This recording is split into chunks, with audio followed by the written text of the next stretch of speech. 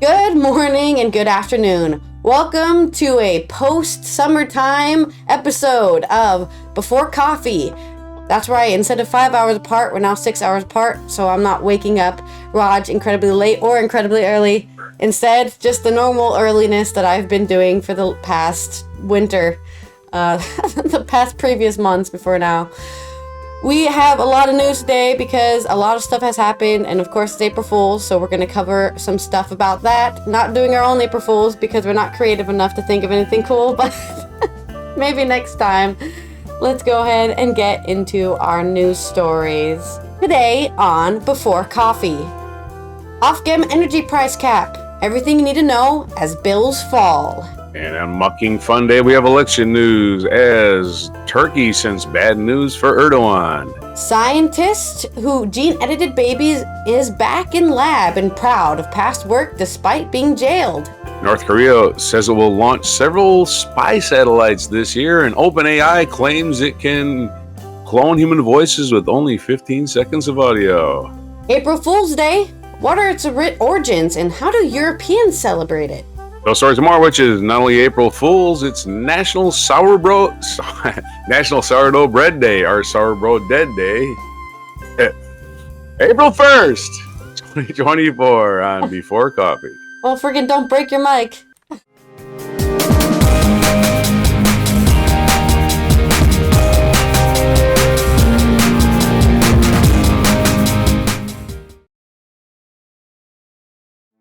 Okay, freaking Roger almost killed my ears there with the April 1st date. It's very exciting because they're also legalizing marijuana, I believe, today in Germany. If you care about such things, or I should say decriminalizing it. It's not legal, it's just decriminalized. So you won't be put in prison for having 25 grams on your person. But only that much. If you have any more, to jail. Anyways, in energy price bills, there was a big energy crisis, especially during COVID-19 quarantine when everyone was staying home. And also then the Ukraine war happened and we lost access to a lot of gas and other energy. So finally, it looks like the prices have capped and are falling back down. This is coming from The Independent by, who wrote it? Albert Toth. Ofgem has announced the latest price cap today as households prepare to see their energy bills fall to their lowest level in more than 2 years. 2 years of high energy bills. The fall will be about £1,690 from April 2024, a fall of £238 for the average dual fuel household. I'm guessing that's gas and also whatever nuclear or coal or whatever other energy source, electricity they're using. The change comes in effect today, which is April 1st, lasting 3 months until the end of June. Here's everything you need to know about the announcement means for you and your bills if you happen to live in the UK, I believe. So, the energy price cap is the maximum amount energy suppliers can charge for each unit of energy for households on a standard variable tariff. That's right, they can't just keep charging you absorbent amounts until you, I guess, lose your house because you can't afford an energy bill. It is not the maximum amount you could be charged for in the energy, nor a fixed rate. Rather, it's an indication of the average amount household can expect to pay if their energy consumption is typical. This is your average typical consumption. In practice, the price cap corresponds to the maximum limit on what providers can charge per unit, either per kilowatt hours or as a daily standing charge. What you will actually pay will depend on where you live, how you pay your bills, and the type of meter you have. Well, I guess get the cheaper meter. The price cap was introduced by the government in 2019 to ensure energy bills accurately reflect the cost of energy, and it is updated every 3 months. Oh, that's pretty good, every 3 months update. The energy price cap is calculated based on wholesale energy prices. This is the amount of energy providers pay for gas and electricity before supplying it to households. It has begun to fall steadily in recent months. Energy consultancy firm Cornwall Insight has gained a reputation in recent years for near accurate predictions of coming energy prices cap changes. They consider a range of factors, including the wholesale energy prices and Ofgem's own approach to make their forecasts. While the lowering of the energy price cap will come as a welcome news to those struggling with their bills, it is still nearly 500 pounds higher than when the cap was introduced in 2019. I mean, a lot of things have happened since January 2019, okay? 3 months into the year, a lot of things have happened. So, is there any way you can save more energy bills? While the energy price cap remains firm, with providers rarely charging below its recent years, there is some possible wiggle room. Martin Lewis has revealed that the E.ON Next Pledge variable tariff will offer 3% below the price cap to all customers. This means that whether the price cap rises or falls, you are guaranteed a discount. Some energy providers also offer grants for those who are struggling to pay their energy bills. These include Scottish Power, EDF, E.ON, and Octopus. I love that somebody was like, let's make an energy company. What should we name it? Octopus, of course, because they have tentacles. I don't know. 8 arms. It's worth contacting your energy provider to find out if you are eligible. British Gas has also offered a grant up to £2,000 to customers of any energy provider. So there's ways out there to not go bankrupt from paying for energy, especially since we live in a very tech-heavy world where we need energy for almost everything. So good luck everyone there in the UK, and that's my story. On to yours. All right, on with more mucking fun day. Yep. We have the Turkish elections. And here's a story from BBC. Paul Kirby and Kegil Kazapoglu in London and Istanbul. The results are the Turkey's main opposition party has claimed big victories in the main cities of Istanbul and Ankara. The results are a significant blow for Recep Tayyip Erdogan. I didn't know he had hard first names too. Erdogan, who had hoped to regain control of the cities less than a year after he claimed a third term as president. He led the campaign to win in Istanbul, where he grew up and became mayor. But Ekrem Imamoglu,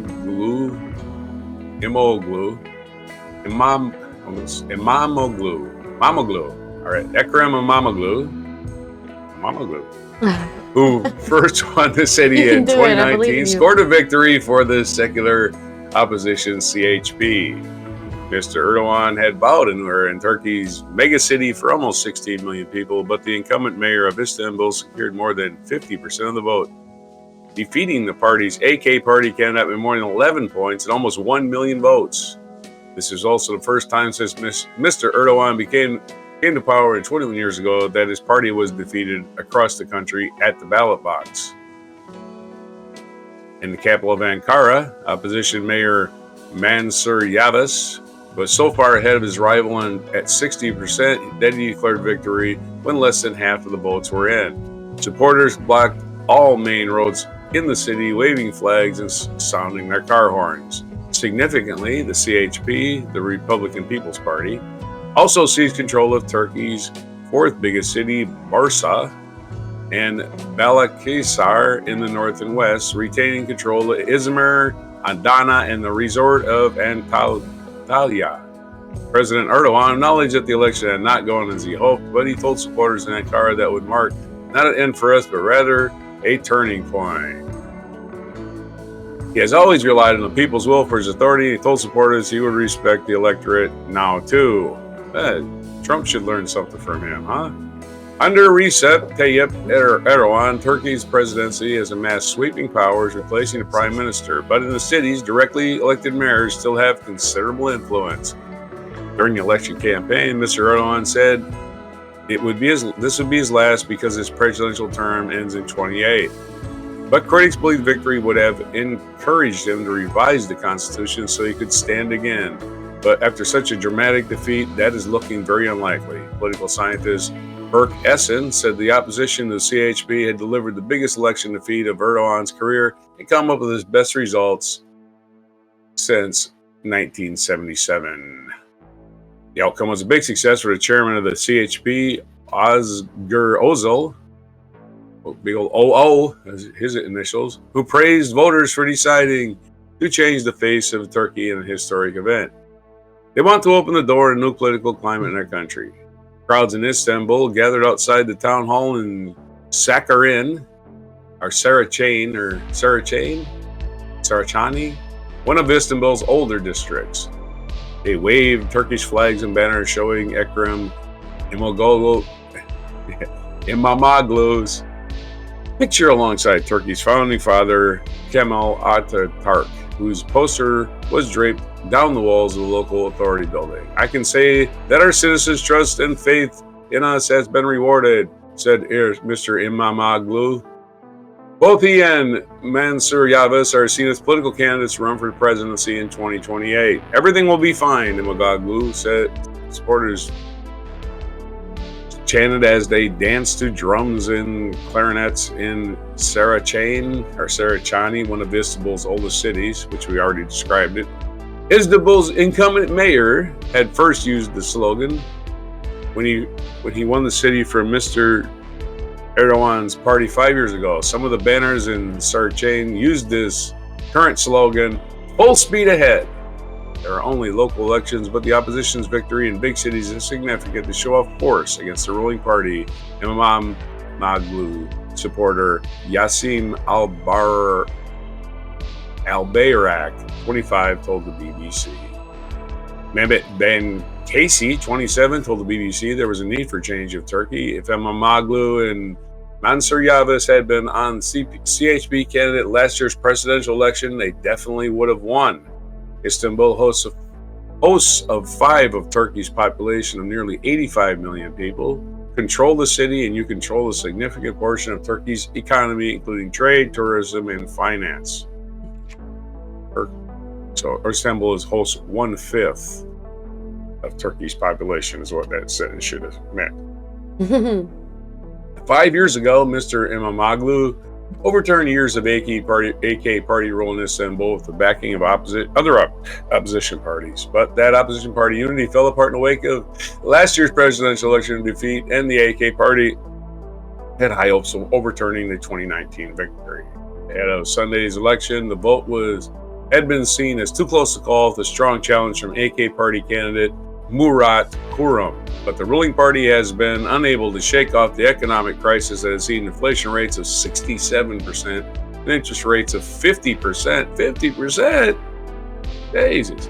While broad swaths of the West, South, and North are now under the control of the opposition of CHP, the pro-Kurdish Dem party has won control of much of the Southeast. Mr. Erdogan's AK party continues to dominate Central Turkey, and more success in the areas of the southeast devastated by the February 2023 double earthquake, including in cities of Kahramanmaraş and Gaziantep. Speaking from the balcony of his party headquarters in Ankara, he promised to use 4 years before the next presidential election to renew ourselves and compensate for our mistakes. His supporters chanted back, "Stand still, the nation is with you." About 61 million Turks were eligible to take part in Sunday's election, and more than 1 million young voters were casting their ballots for the first time. The turnout was estimated at more than 77% across the country's 81 provinces. There's your Turkey election news. They get big participation for their stuff over there in Turkey. And there we are. For sure. Yep. Well, I guess congratulations on the what did you say? 50% inflation reduced or something? No, the inflation was 67%, and their interest rates were 50%. Oh, wow! But it's like, That's how crazy. do you get away with that? That's loan sharking. That's quite like, high. Okay, borrow $1 and pay back $1.50. Okay. There's your turkey news. Let's look at the news on gene editing babies. That's right. There's a scientist. He edited the genes of a baby in a back room somewhere, and he's proud to have done it. No regrets. This is from The Guardian by Justin McCurry. A Chinese scientist who was imprisoned for his role in creating the world's first genetically edited babies says he has returned to his laboratory to work on the treatment of Alzheimer's and other genetic diseases. In an interview with a Japanese newspaper, He, Jian Kui, said he had resumed research on human embryo genome editing, despite the controversy over the ethics of artificially rewriting genes, which some critics would lead to demand for designer babies. Well, because humans have already thought up the concept of this, it's gonna happen. What have we learned from past scientific, fiction? Every single human's like, whoa, wait, maybe we could actually do that, and then they go and do it, and then it becomes scientific fact. If you give them the idea, somebody's gonna go try do it, and they don't care about the results or the consequences. They just want to say, this guy made up this fake scientific thing. I'm gonna make sure it's real. Nah. AI taking over our voice acting? Let's do it. Which I guess that's your story you're gonna talk about after this. Yeah. If people want designer babies, they will pay all the money they want to make it happen, okay? What are you gonna do? Yep. Nothing. It's already happening. You can make laws against it, but they'll just do it in unsafe practices in a back room somewhere instead of in a regulated medical setting. So you might as well try to ban rich people. Yeah, exactly. Wouldn't that be a change? We will use discarded human embryos and comply with both domestic and international rules, he told the Mainichi Shimbun, adding that he had no plans to produce more genome editing babies. Previously, he had used a tool known as CRISPR-Cas9 to rewrite DNA in embryos. We believe we talked about CRISPR, not Cas9, it was a different Cas, I believe, last week, and how they solved, or may solve, HIV and cure it, the cure for HIV in the coming future. So it's still a useful tool. You can't make that tool illegal, right? Because then we can't cure many gene-based diseases. So you can't regulate it that way. In 2019, a court in China sentenced He to 3 years in prison for violating medical regulations after he claimed that the previous year he had created genetically modified twin sisters, Lulu and Nana, before birth. His experiment sent shockwaves through the medical and scientific world. He was widely condemned for having gone ahead with the risky, ethically contentious, and medically unjustified procedure with inadequate consent from the families involved. Okay, so that's where I would call it, yeah. If the people asked him to do it, I'm like, but it's their body. But the fact that supposedly they didn't have inadequate consent, I don't know what that means, but the court found that he didn't, and that properly claim, I'm going to genetically change your children so that they're twins. The court found that he had forged documents from an ethics review panel that were used to recruit couples for his research. So he's an evil scientist.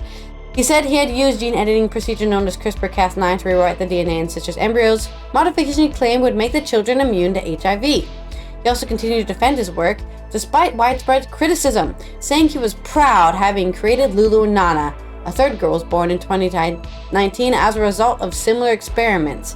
He told the Mainichi that he hoped to get genome editing in human embryos to develop treatments for rare genetic diseases such as Duchenne muscular dystrophy, familial Alzheimer's disease, and 3 laboratories he's opened since his release from prison in 2022. Okay, so of course we have the very difficult ethical discussion here about should we be allowed to get rid of what people consider debilitating disabilities in children before they're born so that they won't have them later in life. Of course, there's the argument that it's very ableist to erase these people from humanity, right? We shall just get rid of everyone with Down syndrome and all of the things. There's so many different things. All the disabilities, and then no human will ever be born with them. If you can afford it, of course. So you'll still create this situation where people who can afford gene editing are still going to be having children with disabilities, and they're probably going to be treated worse than they're already treated because, your parents were too poor to gene edit you. What a loser! So that's what I'm expecting if this were to go on. And that's definitely very dangerous for the health of those people who are born with disabilities because they didn't ask to be born with them and to be treated as lesser, like they did something wrong. I mean, for a very long time during medieval times, people who were born with genetic deformities were treated like, oh, your parents must be cursed by the devil, you know? You did something wrong to be born like that, you know? It wasn't just a random thing that occurs because human bodies are not perfect and they do not make the perfect human every time. We're all born with our different flaws, you know? Well, people marry too close to relatives too. Yeah, that as well. And like I said, the children didn't ask for their parents to be harmful close mutations. relatives. So what is that their fault? Let's have designer kids. I'm all for it. Designer kids, let's have it. Yeah. He said that 3 genome-edited children were perfectly healthy and have no problems with their growth. At least so far. They're only 5, according to a newspaper. And they are attending kindergarten. The results of analyzing the children's entire gene sequence show that there are no modifications to the genes other than for the medical objective, providing evidence that genome editing was safe, he told the Manichi. I'm proud to have helped families who wanted healthy children, even though there maybe have been no threat of either of them getting Alzheimer's or HIV, any of that. But they were just like, just in case they get HIV, I want them to be completely immune. It's like, what are you doing with your children? Just in case. He told The Guardian in 2023 that he had acted too quickly by pressing ahead with the procedure, but stopped short of voicing regret or apologizing. In his interview with Aman Ichi, he said society would eventually accept human embryo gene editing in the quest to find treatments for genetic diseases. So, yeah, in my realist point of view, I can see this going on and nobody giving a shit and it continuing and definitely people suffering from it because there's always going to be a minority suffering from any decision made by society. Of course, I would have loved some gene editing so I wouldn't have I don't know if my asthma is genetic, but it could be. It'd be nice if I didn't have asthma. Thanks, gene editing doctors. Get rid of it. Let my lungs open properly, please, instead of getting inflamed whenever I breathe.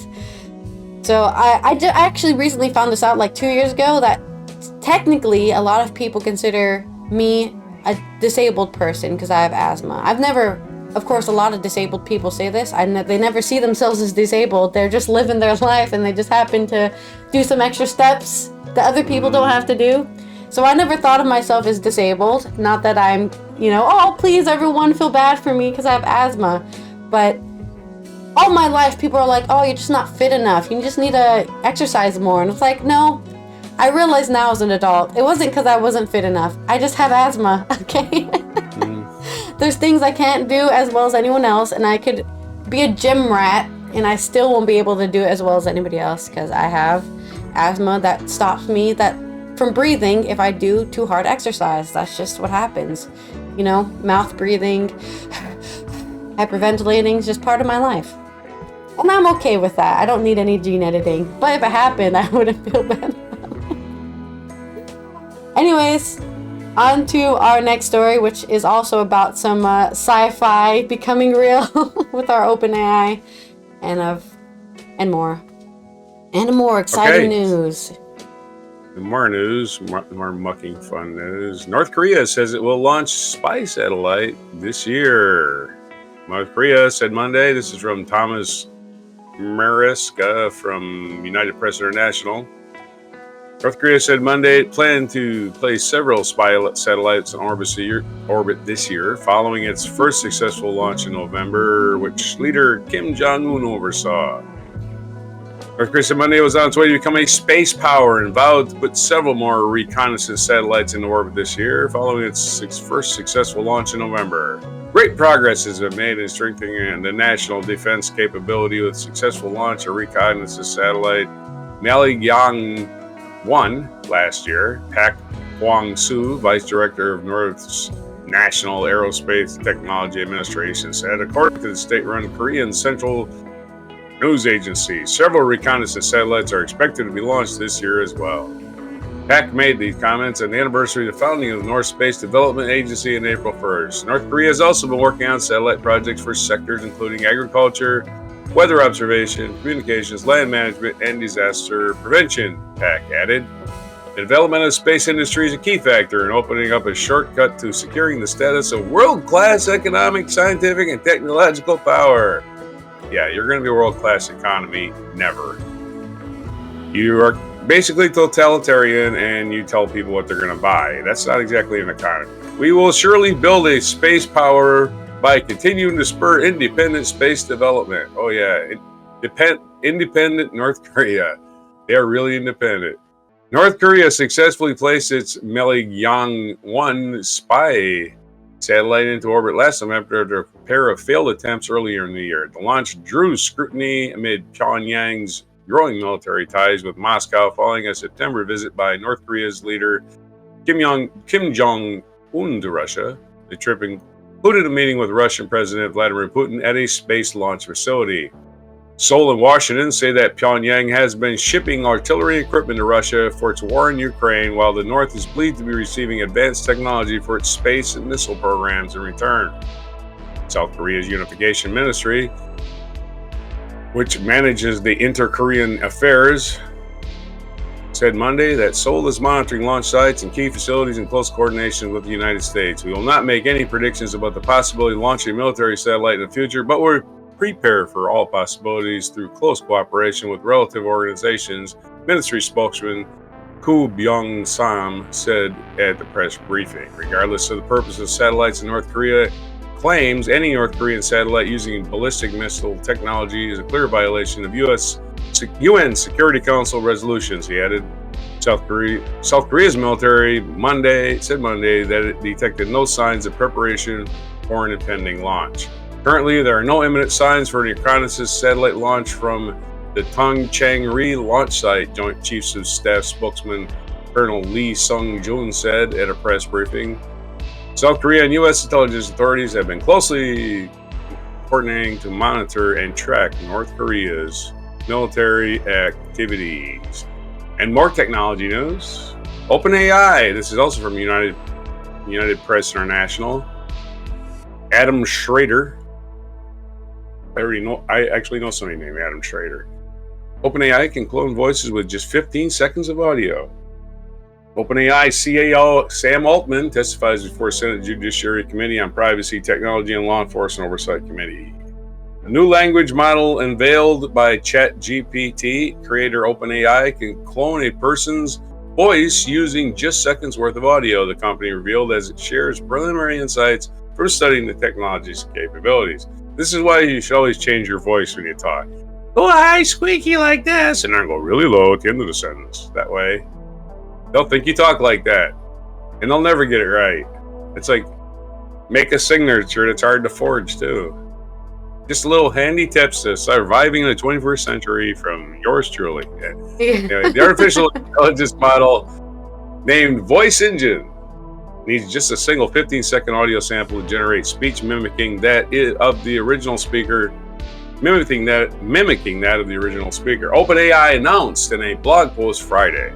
The technology was first developed in late 2022 and has been used to power the preset voices available to the text-to-speech API, as well as the ChatGPT voice and read aloud features.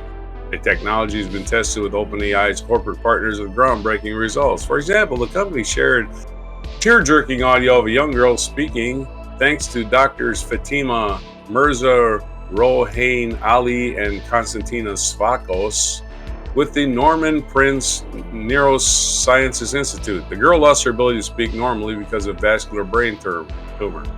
While still able to form words and sentences, her voice does not sound the same way it once did. The doctors used a clip of audio she recorded for a school project to restore her normal voice back so it no longer sounds impaired when she talks. We are taking a cautious and informed approach to broader release due to the potential for synthetic voice misuse. Potential? That's all that's ever going to happen with it. Come on, man. The company said, we hope to start a dialogue on the responsible deployment of synthetic voices. Oh, yeah. And how society can adapt to those new capabilities because humans always behave.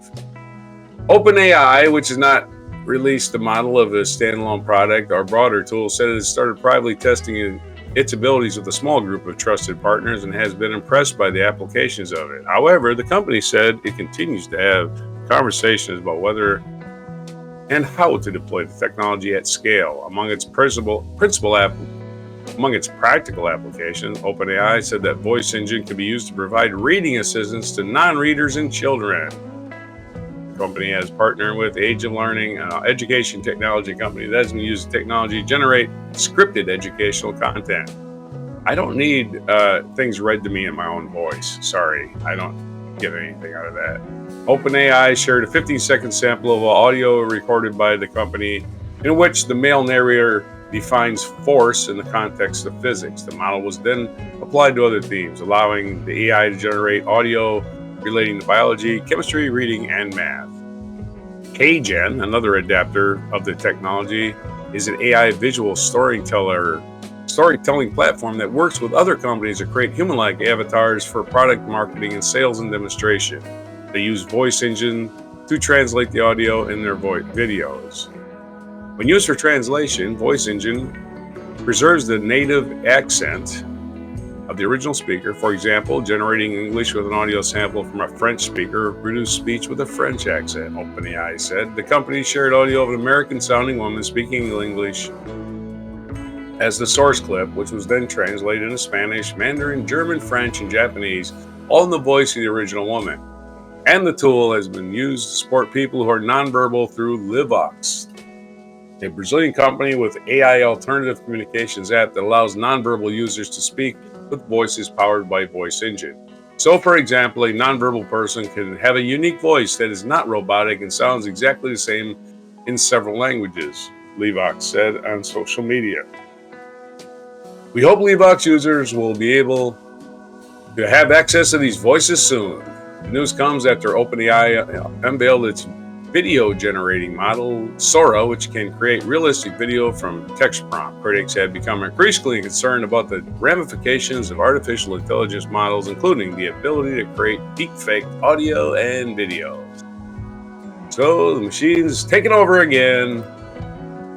More of our daily functions as we become 100 years from now will just be a thumb with a brain, and that's it. Maybe not 100 years, 10,000 years. 10,000 years. We'll just be consuming media, just brain dead, like sitting on our chairs with our toilets under us. Yeah, we'll go to bathroom by remote control. Fed by a tube, out a tube, and we just sit in front of our monitors and go process data all day. and of course we'll all be perfectly healthy because of genetic manipulation. Genetic manipulation. We'll all live to be 500 years old. Yay, future. Of course, we won't ever go anywhere in those 500 years, but in our minds we will, right? We'll be this, we're living a real life, but we'll just be this, poor little bastard in a room alone. We'll become batteries. We'll just become human batteries like the Matrix. Yeah, we'll just become unnecessary, as we basically are. But let's be honest, all life is unnecessary. It just happened without any reason. It just, hey, let's split the cell. Okay, cool. I can't wait for the space aliens to arrive. Oh boy. Okay. Doom and gloom aside, let's cover some funny things about today, which is April Fool's Day. Because Europe, I don't actually know what Europe does on April Fool's Day because I didn't grow up here. I grew up in America. So David Moraquand on Uranus Culture is going to tell us all about Europeans and how they celebrate April Fool's. It's probably the same as how America does it, but we'll find out in this article. April Fool's Day.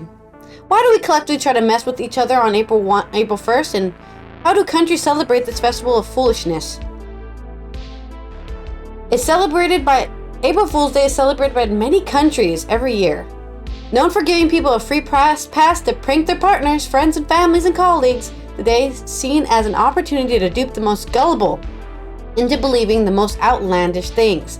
To prank lovers rejoice, and those averse to silliness, well, suck it up. So, What are the origins of this day, and how do European countries celebrate this festival of foolishness? Where it comes from is highly debated. Many trace the custom back to medieval France, where 25th of March used to be New Year's Day until the Julian calendar was reformed in 1564 and changed to the Gregorian calendar. Before then, New Year festivities culminated on April 1st. After January 1st was officially adopted as the New Year's Day, those who forgot to change the date and continued to celebrate on the 1st were ridiculed and labeled April Fools. Historians have linked April Fool's Day to spring festivals such as the medieval Feast of Fools, wherein a lord of misrule was elected to parody Christian rituals. In Hilaria, Latin for joyful, which is celebrated in ancient Rome at the end of March by followers of the Phrygian goddess Cybele and her devotees of Attis. Festivities included games, people dressing up in disguises and mocking their neighbors. It was an opportunity for disguised commoners to imitate nobility to devious ends without any repercussions. Others have pointed out that the Holi festival in India, which also takes place in March, could be the source of the day. Known as the Festival of Colors, the annual occasion is meant to honor the arrival of spring and the Hindu god Krishna through food, dancing, and the throwing of paint powder. The first definite reference comes from a 1561 Flemish comical poem by Edouard de Dene, in which a nobleman sends his servant back and forth on annoying, fruitless errands, hence a fool's errand. At the end of each stanza, the servant frets that what he has been asking to do is nothing more than a joke. Different countries have their own unique ways of pranking their April Fool's victims. In France, Belgium, and Italy, and other French-speaking areas of Switzerland, the celebrations include sticking a paper fish onto the backs of as many people as possible without being noticed, and then yelling, Poisson d'Avril, or Pêche d'April, April fish! Many suggest that the fish might refer to young animals, which are easily caught. April Fool's Day is only celebrated for half a day in England. Pranks and jokes are only permitted until noon. The etiquette states that when the clock strikes noon, you are meant to come clean about your pranks. And anyone playing a prank after midday is considered the official April Fool. Handy for parents trying to keep their kids in check, but come on, loosen up, lads. Significantly more fun are April Fool's Day festivities in Scotland, which last 2 days. It is called Goki Day for the goat or cuckoo, a symbol of the fool. This has led to some to think that April Fool's was originally associated with being a cuckold. I don't think that's it. The first day is celebrated by pranking people, while the second, known as Tally Day, is when people place Taily Day is the day when people place tails on each other's backs, like Eeyore. In Ireland, meanwhile, tradition dictates sending someone on a fool's errand. The victim is sent to deliver a letter, supposedly asking for help. When the person receives the letter, they open it, read it, and tell the messenger that they will have to take the letter to another person. This goes on for a while until someone feels sorry for them and shows them what the letter says. Send the fool to someone else. In the Netherlands, citizens tend to catapult or slingshot herring in the direction of their neighbors and yell, Haringgek, herring fool! And nobody has been throwing herring today. Thank God. Not herring on my window. Germans play a prank called the April Shirts, which is all about telling one outrageous but generally harmless story that's completely made up to fool others. Oh, let me tell you what happened yesterday, man. Just kidding! That never happened. Oh, I was thinking it was too ridiculous to be real. In Greece, successful tricking someone on this day is said to bring the prankster good luck for the entire year. The Polish handily have a warning, Prima Aprilis, uwazaz bo si pomylisz. Sorry, I can't speak Polish, so I probably butchered that, which translates to April Fool's Day, be careful, you can be wrong. Spain and Portugal both celebrate on different days. The Portuguese don't celebrate April Fool's Day on the 1st and prefer the Sunday Monday prior to Lent. On this day, people will throw flour on unsuspecting passerbys. As for Spanish, the Day of Pranks is celebrated on the 28th of December as Holy Innocents' Day, during which no one can be held accountable for their actions as the pranksters are considered innocent. Beware of the hoaxes in the media. In modern times, news outlets have participated in April 1st tradition by going to great lengths to create elaborate hoaxes. They report at least one outrageous fictional claim published amidst other articles in order to fool their audiences. The Brits tend to do very well here.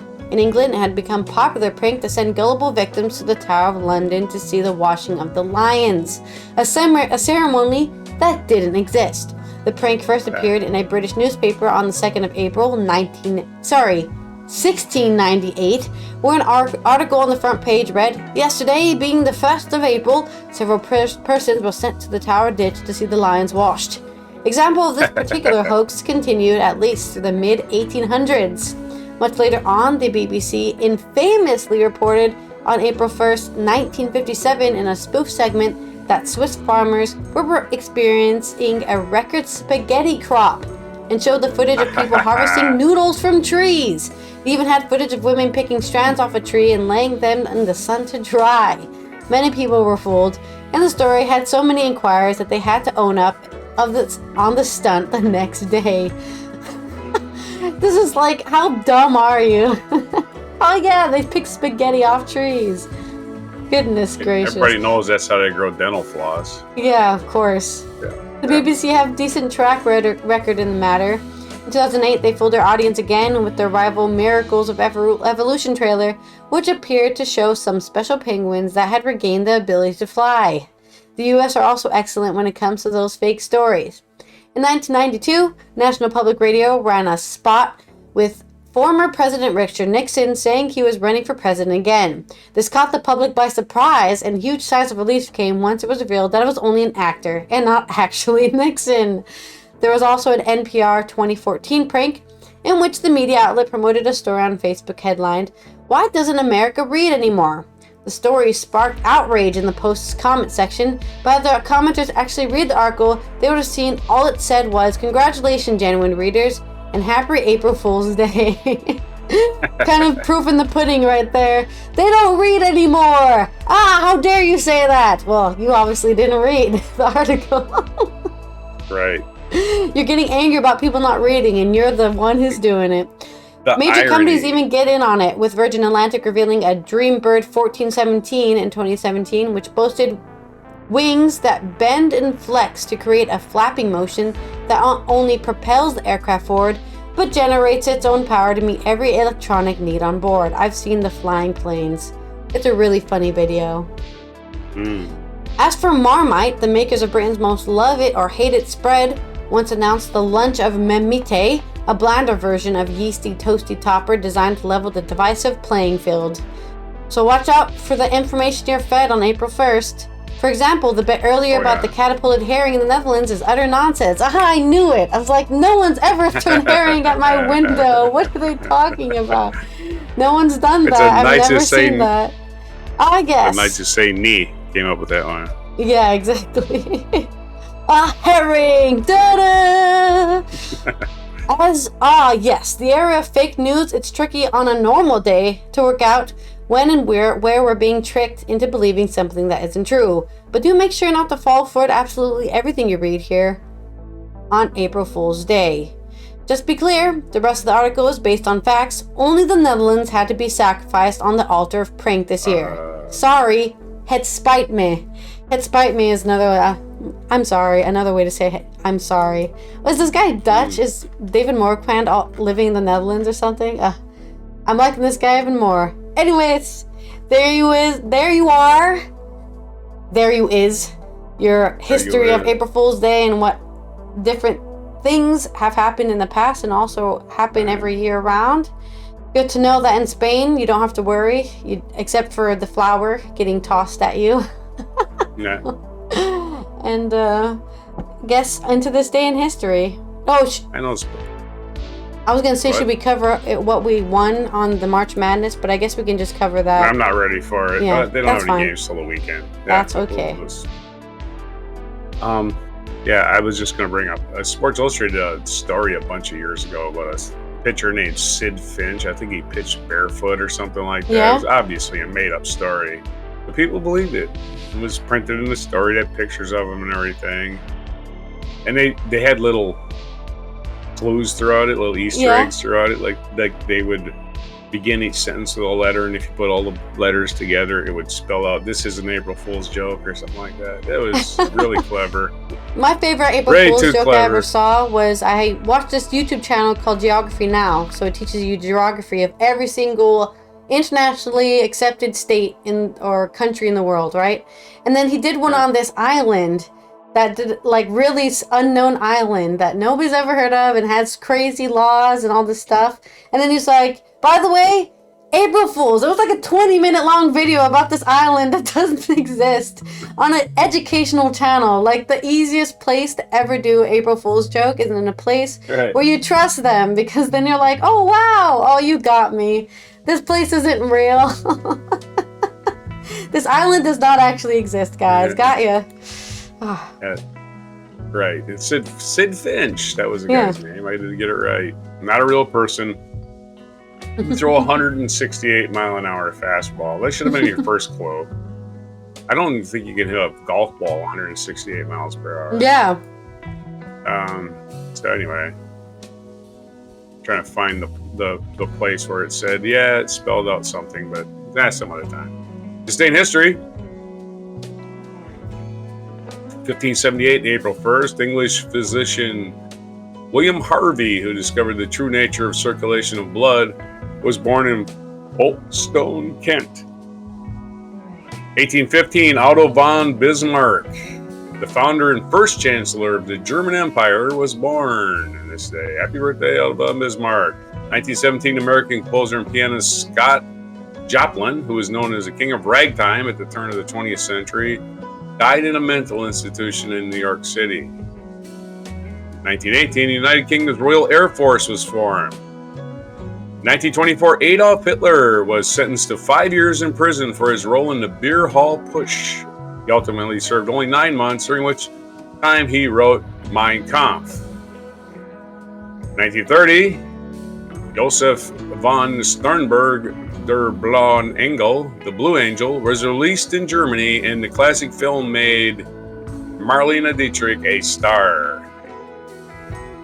In 1945, the U.S. troops landed on the Japanese island of Okinawa during World War II.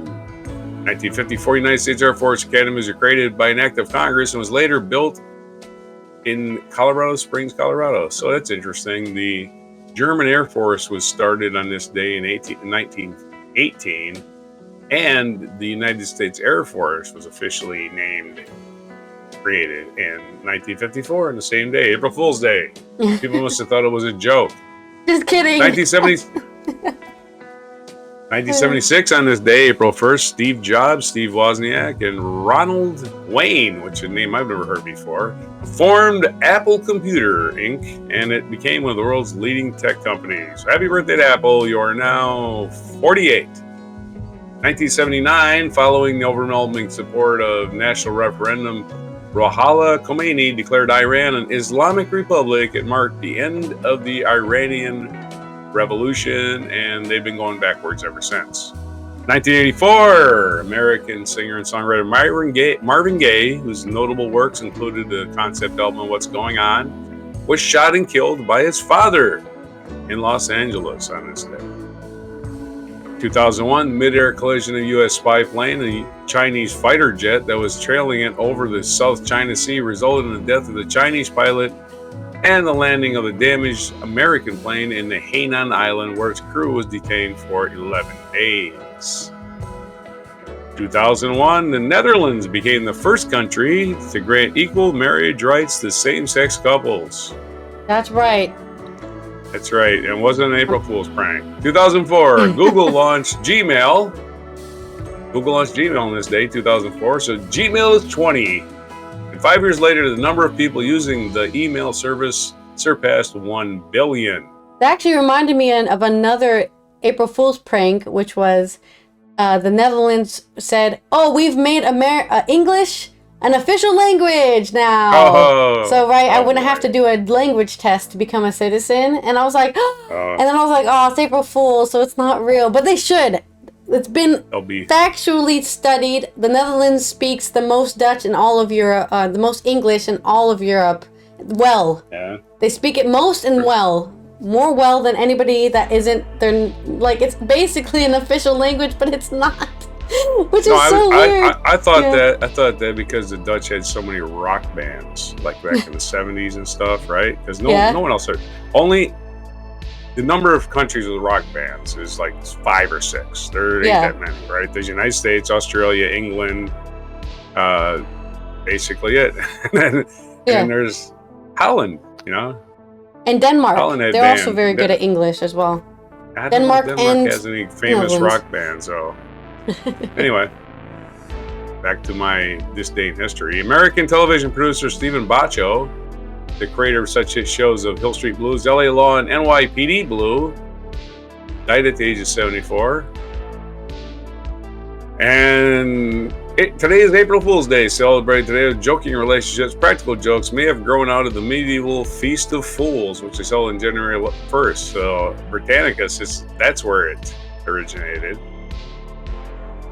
Our featured, our time capsule, April 1st, 1980, a little more than a year after they had struck for higher wages, 250,000 metal workers in the towns of Sorocaba and Torate in the industrial suburbs of Sao Paulo, Brazil's largest city, went on strike for enforce their demands for a further 15% increase in wages.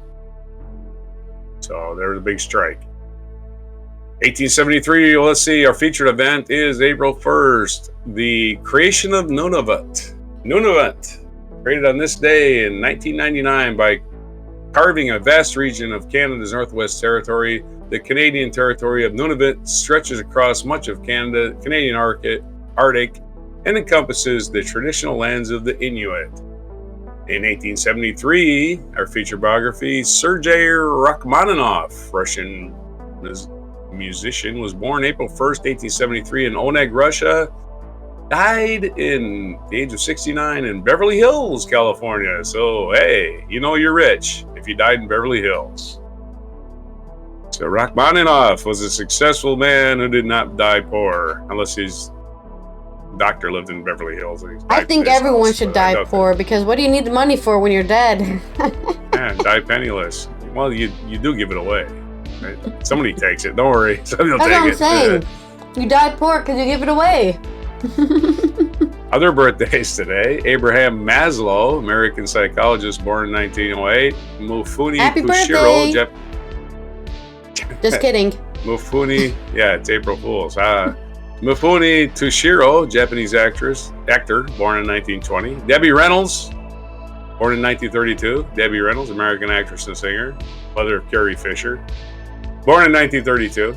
Susan Boyle, Scottish singer, born in 1961. Happy birthday, Susan Boyle. And National Day calendar, besides being National April Fool's Day, it is National Sourdough Bread Day, we mentioned. National 1 Cent Day. So, about pennies, having pennies, I guess. It's National Tom Foolery's Day, which goes with April Fools, obviously. It's National AEP Writing Day, National Tobacco National Day of Action. I guess it's the day to quit smoking, because there's a picture of somebody breaking a cigarette in half. Yeah. Unless they really want to smoke a really short cigarette. They must be just quitting smoking. Anyway, those are your days for today. April 1st, 2024, on Before Coffee. Okay. This has been Allison from the Netherlands, where I'll be throwing herring at all my neighbors and then say, what? They said it was the April Fool's joke. Little will I be the fool that time. And I'm not going to waste some good herring. I haven't had herring in a while, and why would I waste it throwing it? I would have to buy like the canned stuff, Because I would not waste an actual freshly caught, freshly whatever made herring, okay? That's what a waste. Either way, I hope you have a good April Fool's. Do some pranks on me, and stay safe. Don't do dangerous pranks that could, hurt people or yourself. We will see you tomorrow for Good Tuesday News Day for some good news. And here is your mic drop moment. Mic drop moment, yeah. Here you have this long relationship with Marvin Gaye, with the ups and downs and so forth. But then in 1984, it was announced that he was killed by his own father. Yes. This happened on April Fool's Day, so you assumed when you heard on the radio that it was just a sick joke. I assumed it was a sick joke. I absolutely did. I was actually coming from the golf course, and at that time you didn't have no cell phones and all that, and there was still phone booths, and the guy comes on. It's April Fool's Day. It's April 1st, and he comes on. He says, "Soul singer Marvin Gaye was pronounced dead on arrival at so and such." And I thought to myself, "Well, that's a horrible April Fool's joke. That's not even funny. What is he doing? That's not funny." So I switched the station. And when I switched the station, another guy. "Yeah, soul singer Marvin Gaye, brother." And so I stopped the car. I went into the gas. I stopped the car. I went to a phone booth. And I called Anna. And she answered the phone. She said, "Hello." And I said, "Hello." And she said, "Oh, baby, it's you." Because she recognized my voice. She said, "Yeah, I know why you called me, and it's true." She said, his father shot him. And you started to cry at that Oh, point. absolutely. I could not believe that. Did you know his father at all? I never knew his father Never at knew all, his period. father. To this day, I don't think I've ever met his father. Yes. I always wished after what happened, his father killed him or what it was, that I had known about his relationship with his father. Because it was turmoilic and traumatic for all of Marvin's life. I didn't find that out till he was dead. I always felt like if I had known that, maybe I could have talked to him and said, "Hey man, so-and-so and something," But I didn't know anything about his father basically until after that happened. Yeah, I knew his mother well. Yeah, Marvin was staying at his parents' house. He was taking drugs somewhat during this time. And I guess his father and his mother started to get into an argument over some insurance forms that he claimed that his wife had misplaced. They got into like a physical altercation. And then I guess Marvin got into some sort of physical altercation with his dad. His dad came in and shot him 2 times. And I guess when the police came and they asked what happened, and they asked his father if he loved his son, his father said, "Let's just say I didn't dislike him." I don't know what happened there. Yeah.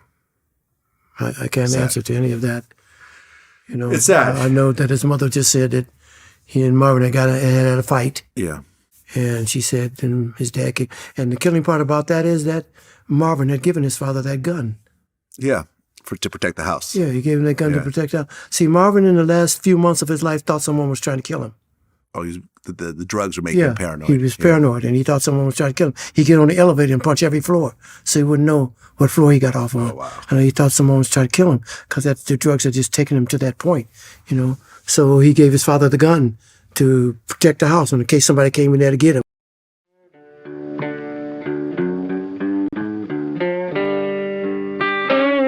Be sure to hit the like, subscribe, and notify buttons, and follow our other channels, Toxic Alley, History of Gravy, and Scratchy Old Records.